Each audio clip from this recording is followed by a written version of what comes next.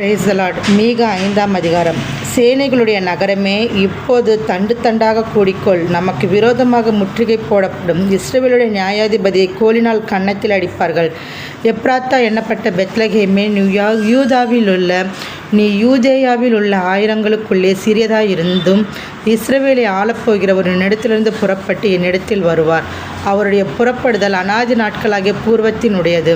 ஆனாலும் பிரசவிக்கிற மட்டும் அவர்களை ஒப்புக் கொடுப்பார். அப்பொழுது அவருடைய சகோதரர்கள் மீதியானவர்கள் இஸ்ரவேல் புத்திரரோடும் கூட திரும்புவார்கள். அவர் நின்று கொண்டு கர்த்தருடைய பலத்தோடும் தம்முடைய தேவனாகிய கர்த்தருடைய நாமத்தின் மகத்துவத்தோடும் மேய்ப்பார். ஆகையால் அவர்கள் நிலைத்திருப்பார்கள். அவர்கள் இனி பூமியின் எல்லைகள் பரியந்தமும் மகிமைப்படுவார். இவரே சமாதானக்காரனர். அசீரியன் நம்முடைய தேசத்தில் வரும்போதும் நம்முடைய அரண்மனைகளை மிதிக்கும் போதும் 7 மேய்ப்பரையும் மனுஷரில் 8 அதிபதிகளையும் அவனுக்கு விரோதமாக நிறுத்துவேன். இவர்கள் அசீரிய தேசத்தையும் நிம்ரோதின் தேசத்தையும் அதனுடைய வாசல்களுக்கு உட்புறமாக பட்டயத்திற்கு இரையாக்குவார்கள். அசீரியன் நம்முடைய தேசத்தில் வரும்போதும் நம்முடைய எல்லைகளை மிதிக்கும் போதும் அவனுக்கு நம்மை தப்புவித்தார். யாக்கோபிலே மீதியானவர்கள் கர்த்தராலே வருகிற பணியைப் போலவும் மனுஷனுக்கு காத்திராமலும் மனுபுத்திரருக்கு தாமதியாமலும் பூண்டுகள் மேல் வருகிற மலைகளைப் போலவும் அநேக ஜனங்களின் நடுவில் இருப்பார்கள்.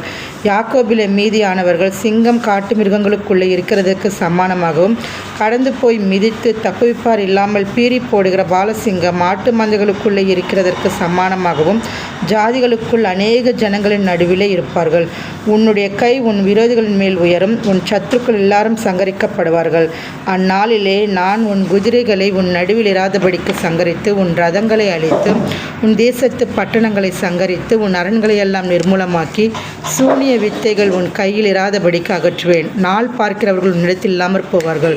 உன் சுரூபங்களையும் உன் சிலைகளையும் உன் நடுவில் இராதபடிக்கு நிர்மூலமாக்குவேன். உன் கையின் கிரியை நீ இனி பணிந்து கொள்ளாய். நான் உன் விக்கிரகத் தோப்புகளை உன் நடுவில் இராதபடிக்கு பிடுங்கி உன் பட்டணங்களை அழித்து செவிக்கொடாத புறஜாதிகளிடத்திலே கோபத்தோடும் உக்கிரத்தோடும் நீதியை சரி கட்டுவேன் என்றார். ஆமேன்.